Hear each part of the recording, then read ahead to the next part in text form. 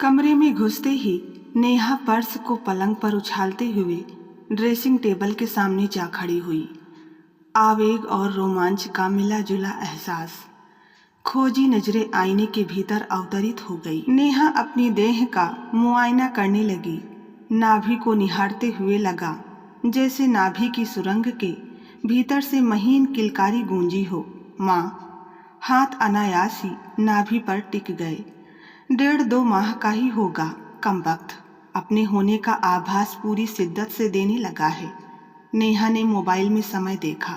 4:15, यानी तुषार को ऑफिस से लौटने में काफ़ी देर है।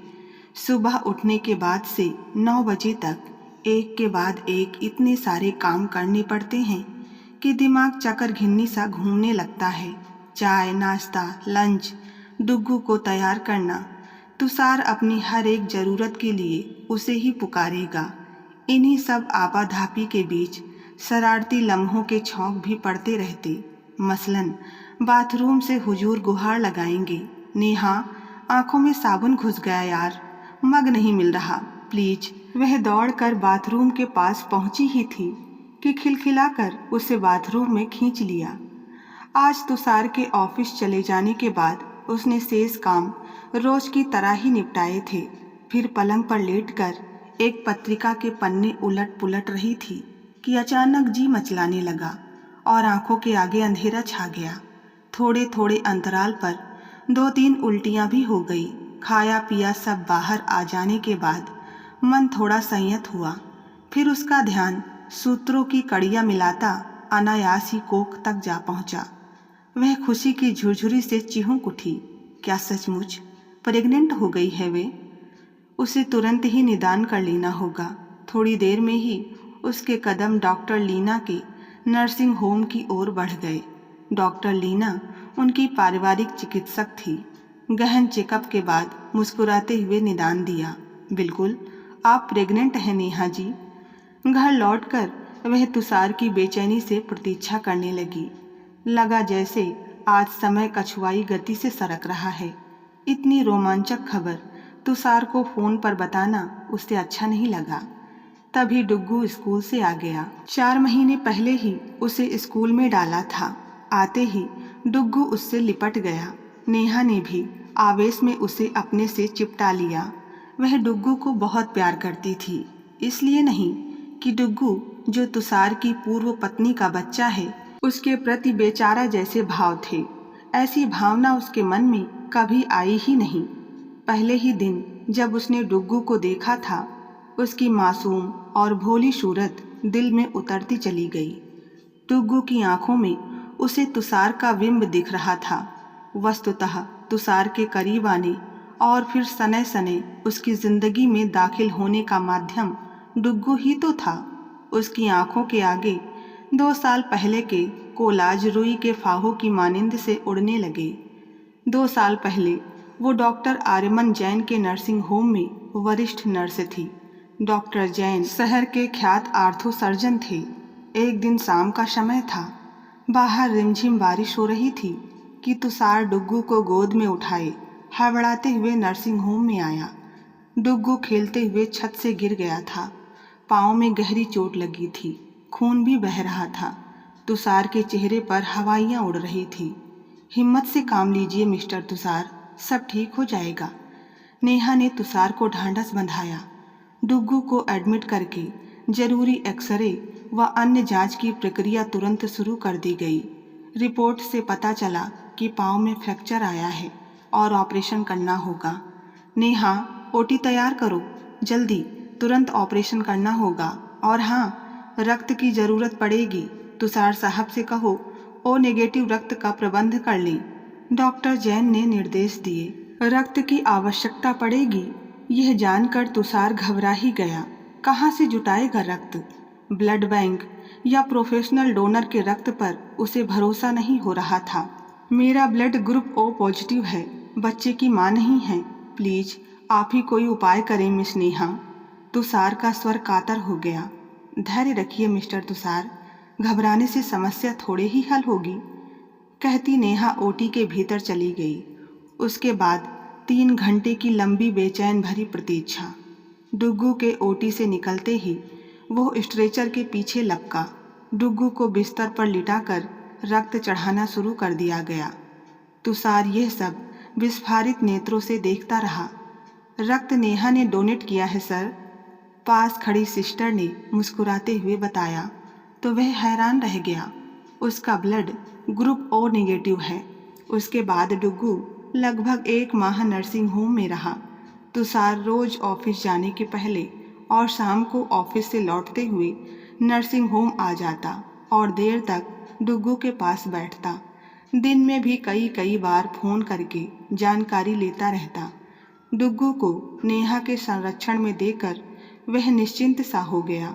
इस 1 माह के दौरान डुग्गू की देखभाल करते करते नेहा कब उसके अंतर मन में उतरती चली गई तुषार को पता ही नहीं चला।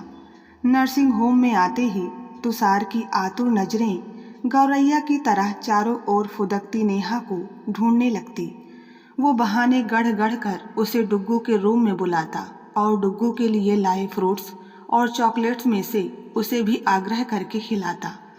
नेहा की आंखें भी रोमांच के गुदगुदे एहसास से चमकने लगती। वह भी तो तुषार के प्रेम पास में बंधती चली जा रही थी।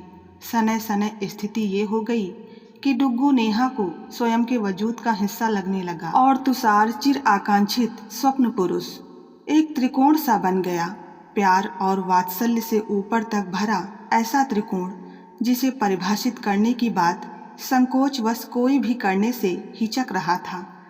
लेकिन संकोच की बलुई दीवार भी भला देर तक टिक सकती है क्या?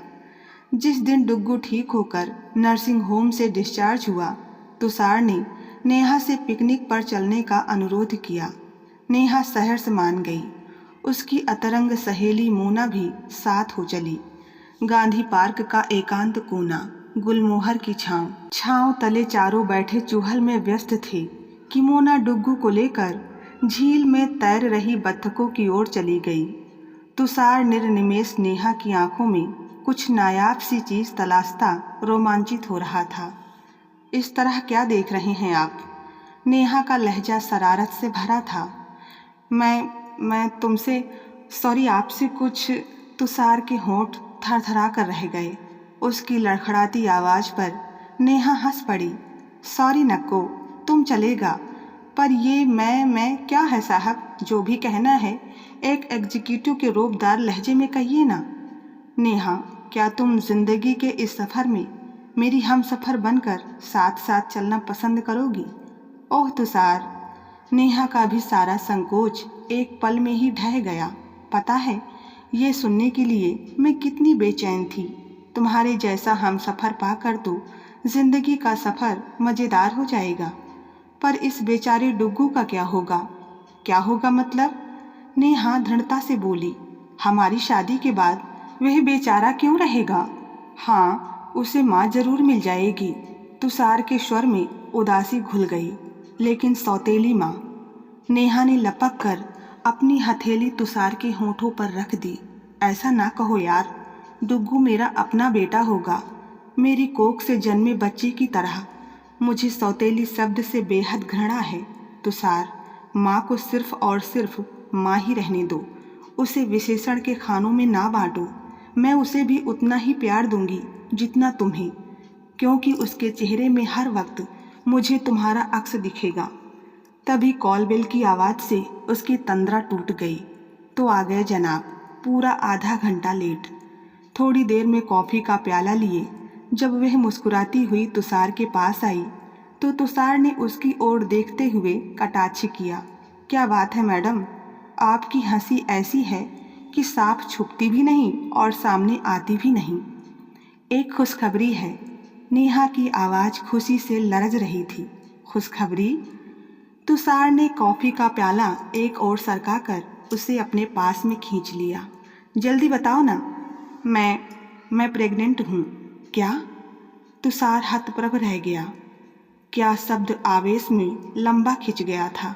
थोड़ी देर पहले का कह लगाता चेहरा एकाएक गंभीर हो गया। नेहा ने तो सोचा था कि प्रेगनेंसी की बात जानकर तुषार खुशी से झूम उठेगा, लेकिन उसकी खामोशी देखकर वह सहम गई। तुम्हें अच्छा नहीं लगा? नहीं, तुषार हकलाया। पर इतनी जल्दी? धत तेरी की, नेहा की जान में जैसे जान आई हो। तो जनाब जल्दी की बात पर उदास हो गए। जल्दी तुमने की या मैंने? मैं सोच रहा था कुछ समय के लिए इसे टाला जा सकता तो अच्छा रहता। डुग्गू अभी छोटा है। कॉफ़ी के प्याले पर नज़र गड़ाए तुषार फुसफुसाया। डुग्गू छोटा है? नेहा ठहाके लगाती हंस पड़ी। 5.5 साल का हो गया है। इतना अंतराल कम होता है? उफ, तुमने तो मुझे डरा ही दिया था यार।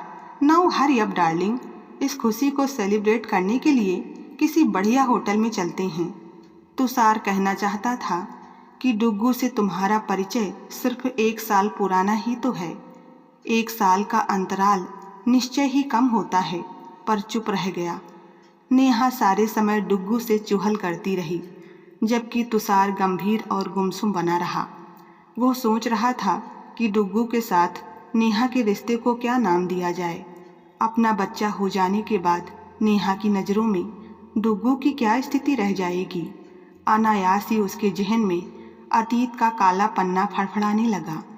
कैंसर के लास्ट स्टेज में आकर मृत्युशैया पर अंतिम सांसें लेती रंजीता की कराह में लिपटी बड़बड़ाहट। बेशक मेरे मरने के बाद दूसरी शादी कर लेना तुषार, पर हाथ जोड़कर प्रार्थना है कि डुग्गू को माँ देना, सिर्फ और सिर्फ माँ, कैकेयी नहीं। दूसरी तस्वीर वो याद आई जब नेहा से शादी के बाद फर्स्ट नाइट की रात थी। उसकी बाहों में छुई मुई सी सिमटी नेहा की मदहोश कर देने वाली फुसफुसाहट। मैं तुम्हारे बिना अधूरी हूँ तुषार। मैं तुम दोनों को ही दिल की गहराइयों से प्यार करती हूँ। डुग्गू अगर तुम्हारी आंखों का तारा है तो मेरे कलेजे का टुकड़ा भी बना रहेगा, हमेशा हमेशा के लिए। तो क्या फर्स्ट नाइट को कही नेहा की इन बातों को कोरी भावुकता कहकर खारिज कर देना चाहिए? उस दिन के बाद से नेहा ने महसूस किया कि तुषार के भीतर एक और भिन्न तुषार अवतरित हो आया है। व्यवहार और प्रकृति के स्तर पर इस जाने पहचाने तुषार से बिल्कुल उलट। कहाँ उन्मुक्त ठहाकों और लतीफ़ों के सिगूफे छोड़ता पहले का तुषार, और कहाँ मौन और गंभीरता का मुखौटा लगाए ये अंतर्मुखी तुषार। वह देखती कि तुषार के व्यवहार में शिथिलता घुलती जा रही है। पहले सुबह ऑफिस जाने के पूर्व और शाम को लौट कर आने के बाद वह उसे एक पल के लिए भी अकेला नहीं छोड़ता था। वहीं तुषार अब कछुए की तरह अपने खोल में सिमटा रहता। नेहा कुछ कहती तो उसके उत्तर में वो सिर्फ हाँ हूँ करता, औपचारिक बना रहता। एक दिन शाम को ऑफिस से लौटकर कॉफ़ी की चुस्कियाँ लेते हुए तुषार पूछ बैठा, डुग्गू कहाँ है? पड़ोस के सुमित के साथ खेल रहा है। स्कूल से लौट आने के बाद उसे दूध दिया था? हाँ। सुबह उसके टिफ़िन बॉक्स में चॉकलेट रखी थी ना? हाँ। अचानक तुषार की नज़र ड्रेसिंग टेबल के पास वाली कैबिनेट पर चली गई। उसकी त्योरियां चढ़ गई और वे चीख पड़ा, ये चाबी वाली कार तो डुग्गू के खेलने के लिए लाया था, इसे अलमारी के भीतर क्यों रख दिया? नेहा उसके लहजे पर स्तब्ध रह गई। कार को तुषार ने खुद ही अलमारी के भीतर रखा था। डुग्गू को लेकर मेरी ममता पर इस तरह संदेह क्यों होने लगा है तुम्हें? नेहा की आवाज़ अनायास ही भर्रा उठी। मैंने ऐसा तो कुछ नहीं कहा। तुषार एक पल को सकपका गया। चेहरे की रेखाएं भी बहुत कुछ अनकहा कह देती हैं तुषार।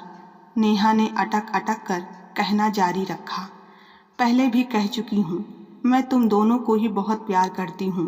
तुम्हारा इस तरह खामोश रहना मुझसे सहा नहीं जाता यार।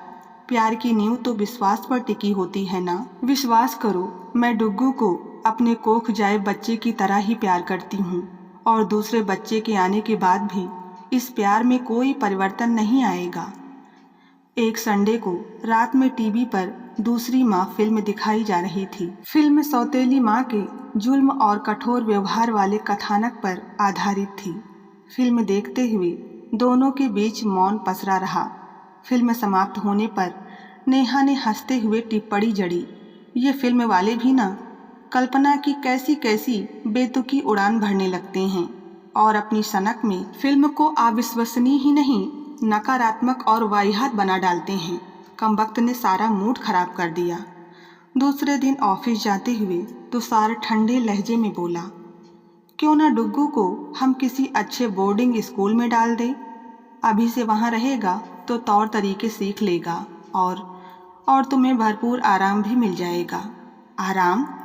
नेहा का चेहरा सफ़ेद पड़ गया। तुषार के चले जाने के बाद वह अशांत हो उठी। काम में मन ही नहीं लग रहा था।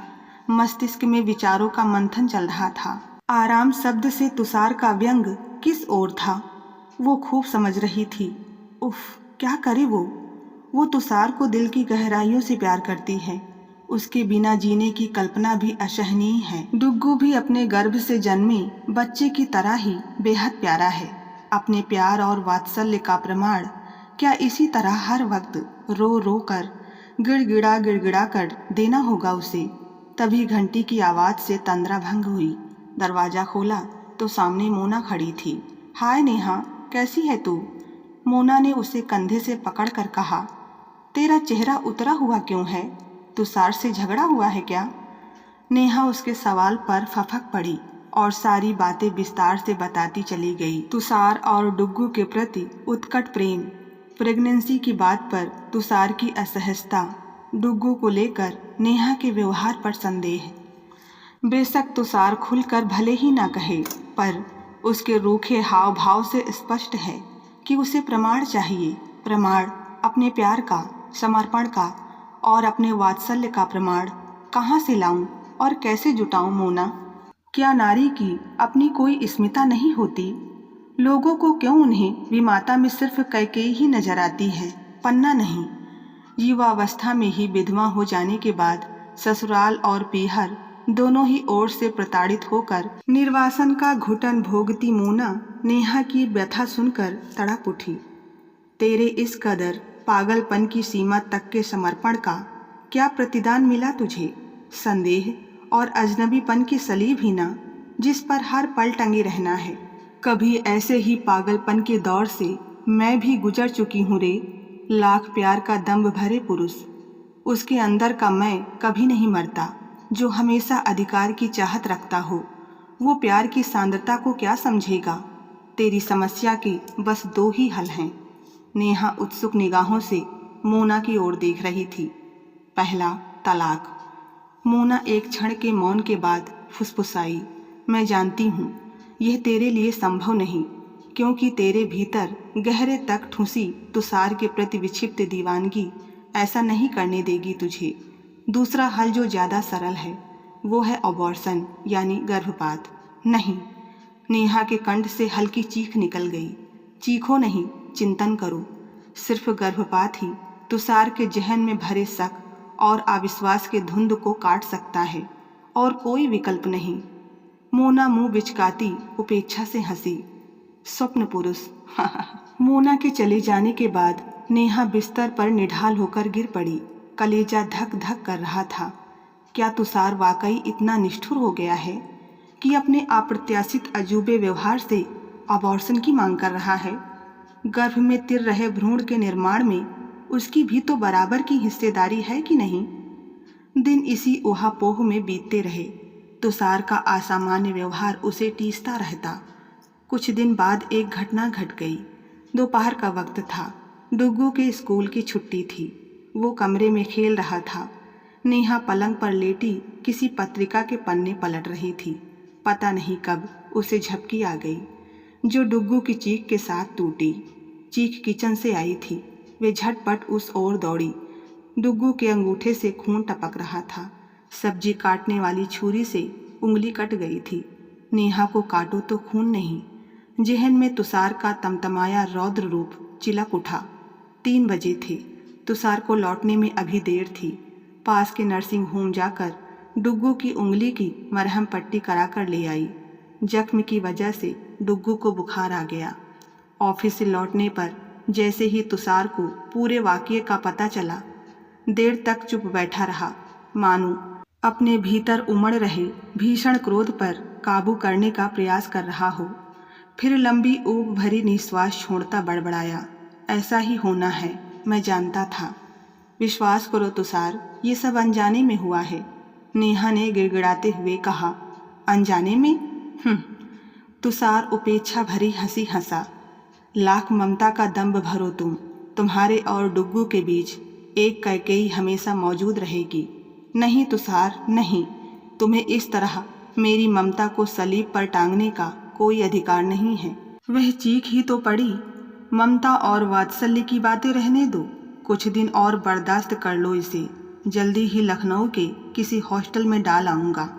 तुषार के शब्द पिघले हुए शीशे की तरह ही नेहा के कानों में टपकते चले गए।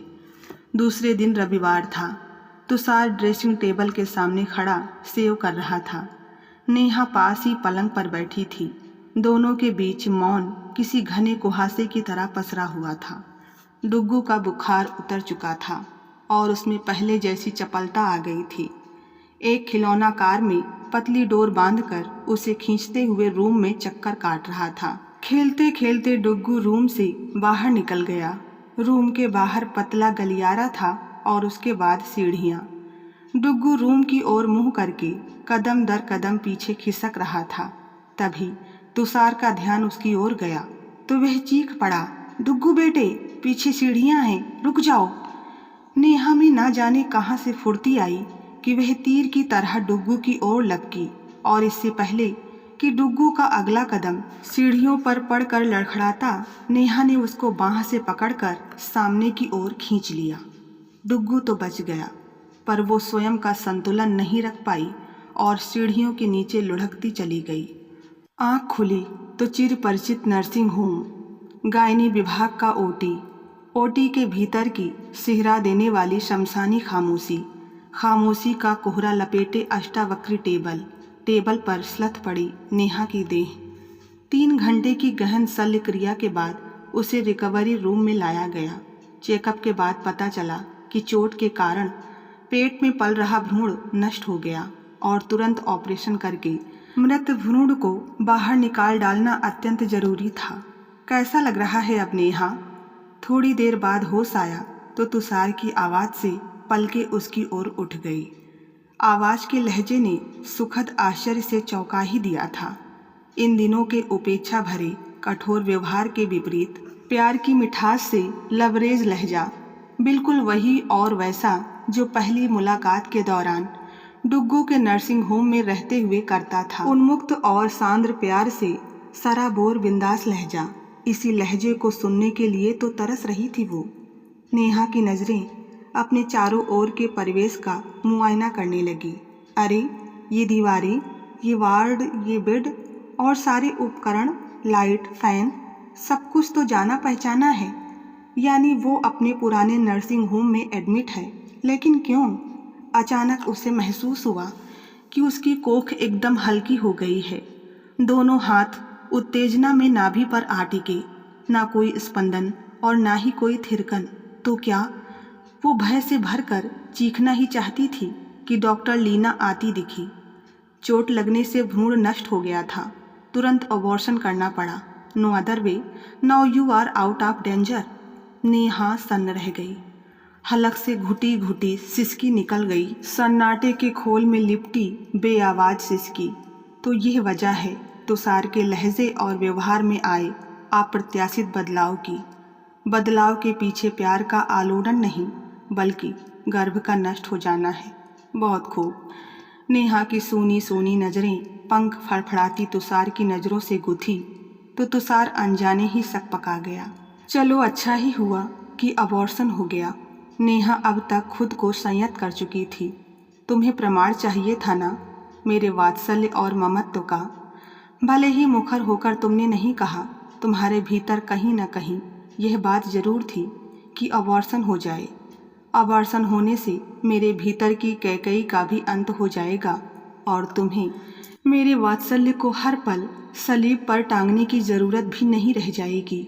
नहीं नेहा, नहीं, मैंने ऐसा कभी नहीं चाहा। I love you very much. Tushar की जबान अनजाने ही हकला गई थी। मैं भी तुम्हें बहुत प्यार करती हूँ तुषार। नेहा शांत और गंभीर थी। दरअसल नारी मुक्ति की सारी बातें सिर्फ हवा हवाई हैं। पुरुष तत्वात्मक समाज में नारी को हमेशा ही झुकना पड़ा है। नारी के लिए प्यार सिर्फ शब्द भर नहीं बल्कि एक समर्पण है, एहसास है। मैं तुम्हें और डुग्गू दोनों को दिल की गहराइयों से चाहती हूँ। मेरे लिए भविष्य यानी अपना गर्भ महत्वपूर्ण नहीं बल्कि वर्तमान यानी डुग्गू महत्वपूर्ण है। मेरा अभी भी यही मानना है कि माँ सिर्फ और सिर्फ माँ होती है, उसे विशेषणों के खानों में नहीं बांटा जा सकता। तुषार नेहा के दोनों हाथों को माथे से लगाकर सिसक उठा। मुझे माफ़ कर दो नेहा, डुग्गू के प्रति अत्यधिक लगाव ने मुझे अपने दूसरे बच्चे के प्रति उदासीन कर दिया था। डुग्गू दौड़ता हुआ नेहा के पास आया। माँ, मेरा छोटा बेबी कहाँ है? नेहा ने डुग्गू को सीने से लगा लिया। तुषार डुग्गू के सिर पर हाथ फिराने लगा और नेहा को देखकर बोला, बहुत जल्द छोटा बेबी आएगा डुग्गू, आपके साथ खेलने के लिए। नेहा तुषार के कंधे पर अपना सिर रखकर रोने लगी। तो बस आज की कहानी में इतना ही। कहानी पसंद आई हो तो वीडियो को लाइक करें, चैनल पर नए हैं तो सब्सक्राइब करना ना भूलें। धन्यवाद।